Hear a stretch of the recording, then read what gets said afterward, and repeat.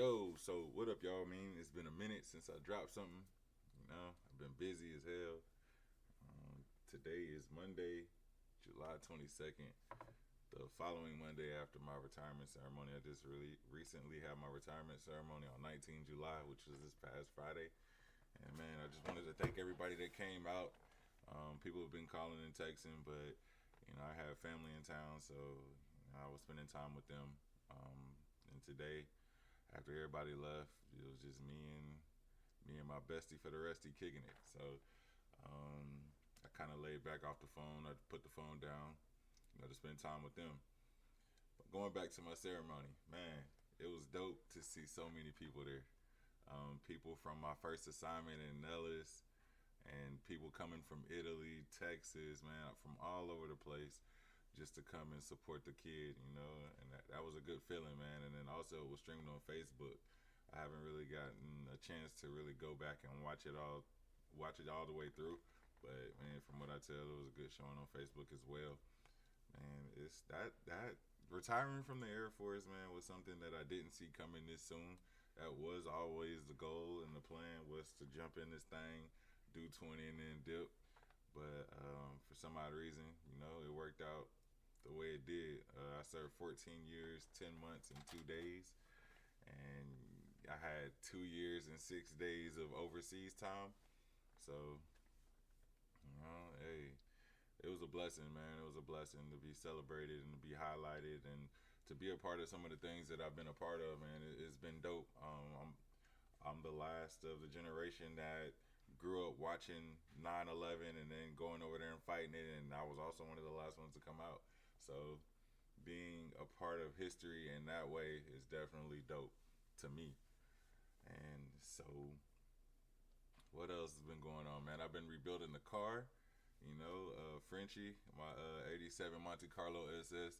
That's been something that I've been working on. I think that's what I'm gonna do. The first part of my retirement is just stay in the house, not try to spend so much money, game a little bit, find out what I really like. Because what I've discovered after 14 years and 10 months and 2 days, I've been all about pleasing them, doing what they need me to do. I got to figure out who I am outside of that uniform. You know what I'm saying? I've always had my identity, but now that I have my complete freedom, so to speak, I don't really know. I don't really know who I am. I don't really know what I like to do. Because previously I like to go to the gym. Previously I like to do other things, but that was because I was in the military.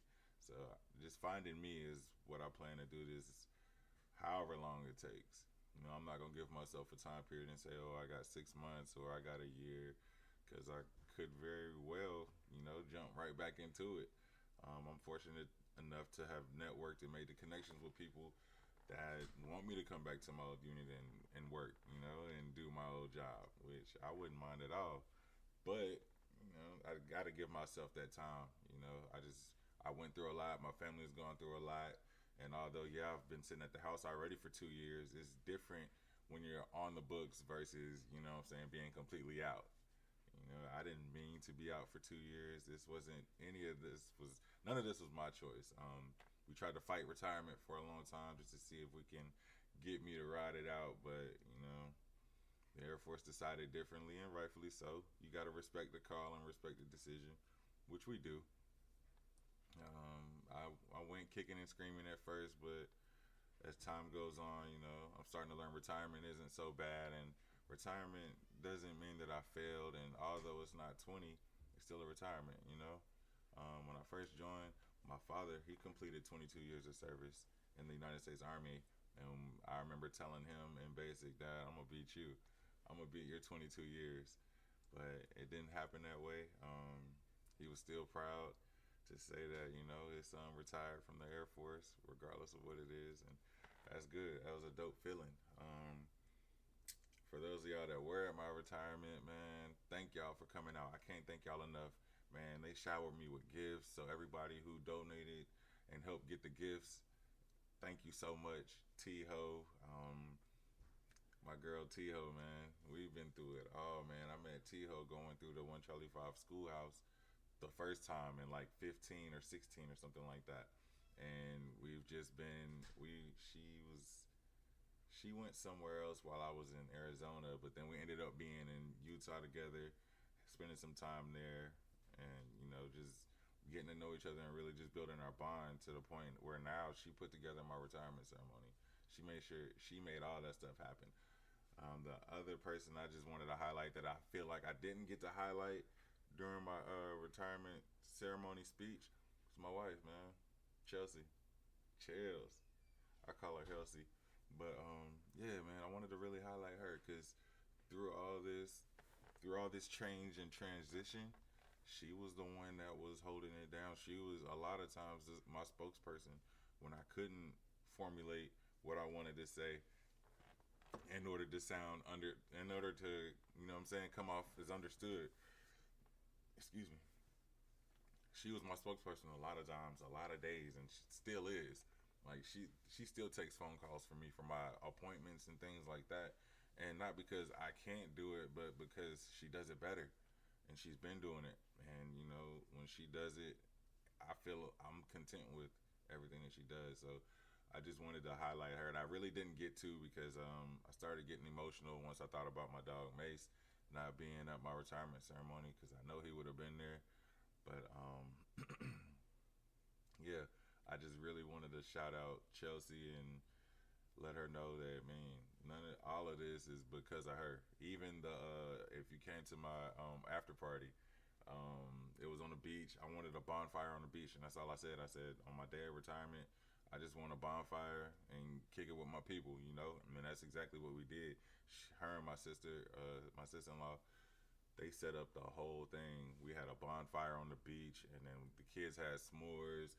We were, chilling and just kicking back, listening to music, and it was cool till about 10:30. You know what I'm saying? And that was dope. And my favorite food truck was there. Get you a box. Um, that night itself was pretty dope. We had an Airbnb, and it made things a hell of a lot easier when you got an Airbnb beachside and you're doing things on the beach. So after that, the next day, um, we kind of just kicked it at the crib at the Airbnb, and just enjoying each other's time, man. Although I was being celebrated, man, I just wanted to spend time with my fam. I haven't seen my in-laws in a minute, and my mom was there. It was just a good vibe, man. It was just a good vibe, and I think that just goes to show the kind of people that are in my tribe, man. It wasn't no falling out. Wasn't nobody stupid drunk. I had people come up from Italy and Texas and Cali and just all over the place just to, what I'm saying, see me off. And couldn't I couldn't go out on top any better. You know what I'm saying? So that's what we got going on, man. I'm gonna try to drop more content. I know that's something that I need to be consistent with, but I just don't be knowing what to say to y'all. Honestly, man, I be having so much going on, and then I get scared, I get nervous, and I don't want to overshare. And then because to me, I feel like I talk about it too much. I talk about um, what I feel and cancer too much, and I don't want to bore y'all with cancer.